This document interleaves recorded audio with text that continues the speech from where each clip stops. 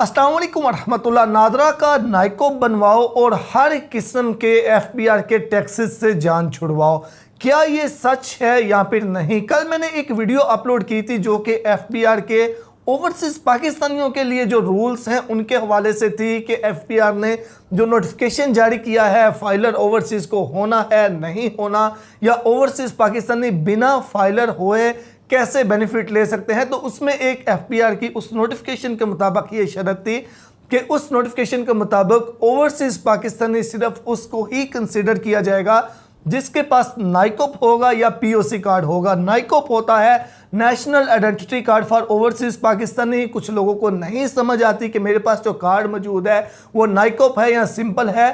तो उसकी सिंपल सी एक पहचान है कि उसके ऊपर कंट्री ऑफ स्टे पाकिस्तान के अलावा कोई भी और लिखा होगा, यूएई लिखा होगा, सऊदी अरबिया लिखा होगा, यूएसए लिखा होगा, यानी कि जहां पे आप मौजूद है वो लिखा हुआ होगा। तो अगर आपके शनाख्ती कार्ड के ऊपर कंट्री ऑफ स्टे पाकिस्तान लिखा हुआ है तो फिर समझे वो नाइकोप नहीं है।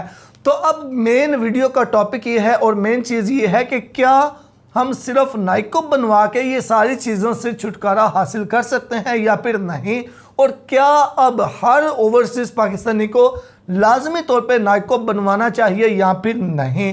तो इसका सिंपल सा जो जवाब है वो ये है कि बिल्कुल भी ऐसा करने की ज़रूरत नहीं है। अब सबसे पहले मैं सिंपल सा आपको इस नोटिफिकेशन का मैंने कल भी बताया था, लेकिन लोग मुकम्मल वीडियो नहीं देखते, बिना मुकम्मल वीडियो देखे कमेंट्स में और मैसेज करना शुरू कर देते हैं।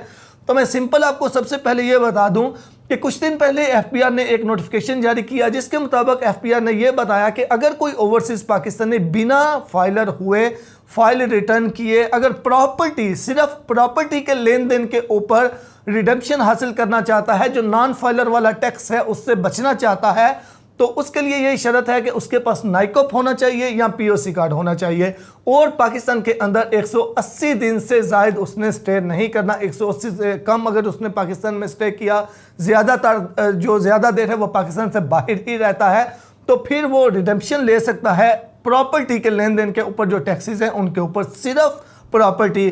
तो इसमें कहीं पे भी ये अब ज़रूरी नहीं है कि हर ओवरसीज के लिए नाइकोप बनाना ज़रूरी हो गया। हाँ, जिस मुल्क के अंदर आप मौजूद हैं अगर वो कंट्री आपको कहता है कि आपके पास वो नाइकोप ही होना चाहिए तो फिर एक अलग चीज़ है, लेकिन मैं ये एफबीआर के जो रूल्स हैं उनको लेके आपको बता रहा हूँ। बिल्कुल भी आपको नाइकोप बनाने की ज़रूरत नहीं है। अगर आप सिर्फ मकसद ये लेके नाइकोप बनवाना चाहते हैं कि मैं नाइकोप बनवा के फाइलर हो जाऊंगा, ऐसी बिल्कुल भी कोई भी किसी भी किस्म की वो पॉलिसी नहीं है एफबीआर की।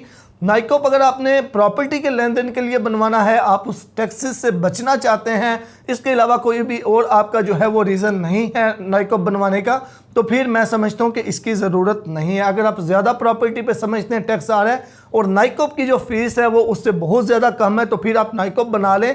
अगर आप नाइकोप को इसलिए बनाएं कि मैं फाइलर हो जाऊंगा और मैं बैंकिंग के लेन देन के ऊपर, उसके अलावा गाड़ियों के लेन देन के ऊपर, या जहां जहां पे नॉन फाइलर वाला टैक्स लगता है उससे आपको छूट मिल जाएगी, तो ऐसी कोई भी किसी किस्म की पॉलिसी नहीं है। उम्मीद है कि ये चीज़ें आपको समझ आज आ गई होंगी। नाइकोप किसके लिए ज़रूरी है, किसके लिए ज़रूरी नहीं है। नाइकोप बनाने से बिल्कुल भी बंदा फाइलर नहीं हो जाता, ये बस एक शर्त है प्रॉपर्टी के लिए, वो भी एक नोटिफिकेशन जारी हुआ था जिसमें जिसके पास नाइकोप या पीओसी कार्ड होगा, पाकिस्तान में कम स्टे करता है, वो भी रिडेम्पशन के लिए अप्लाई करके, बाकायदा तौर पे अप्लाई करके जो है वो उससे फ़ायदा उठा सकता है। शुक्रिया।